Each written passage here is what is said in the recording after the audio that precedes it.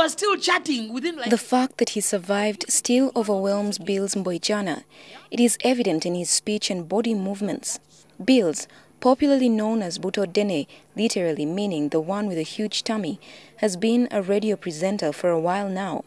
Silk Events co-director Elvis Sechanzi, who was the organizer, had tasked Bills as usual to be MC at the screening of the World Cup final match on the 11th of July 2010 at Kyadondo Rugby Club. Bills was not in a mood to work that day. I requested Elvis. We identified somebody else and he gave me a go-ahead because I was not feeling myself. When I used to MC, I never used to utilize the stage so much. So I used to calm down in the middle of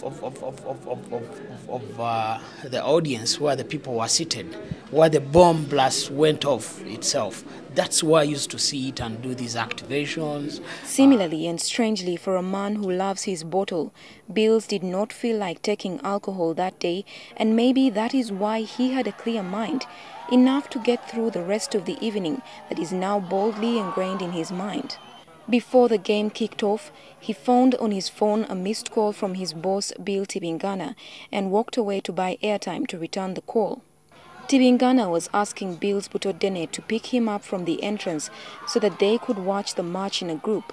The group of four stood at the extreme end of the field next to the ladies' mobile toilets to catch the action on the big screen.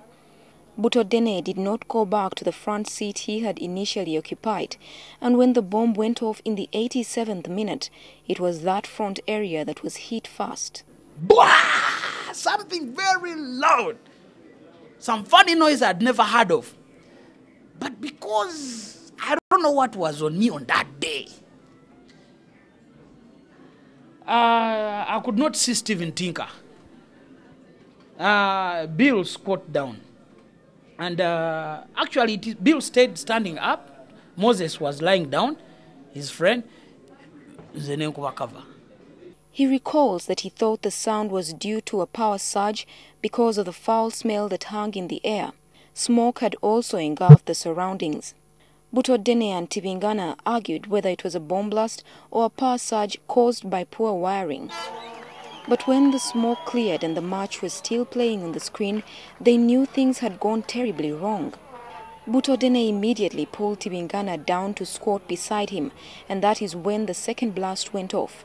A few minutes later, they decided it was safe to leave. That moment, I gave in myself to God.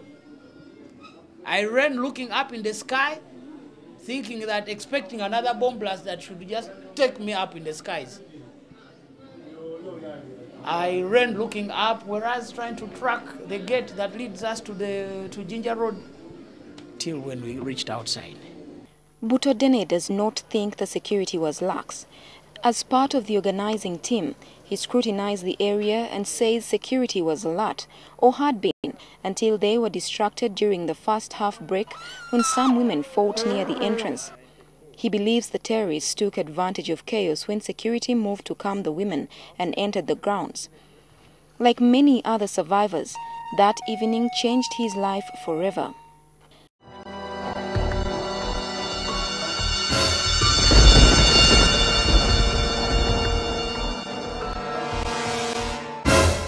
After surviving, I now sat home, thought twice how I was going to lose my life just over a soccer match, which was even showing at home. Most of the local television stations were showing the game. I realized I had to do something about myself and my entertainment. As we end the interview, it is less than 4 minutes to Butodene's show, so we follow him into the studio. A year later, as he does his popular show, Butodene finds it is his responsibility to remind listeners that terrorism is real and they should be extremely cautious.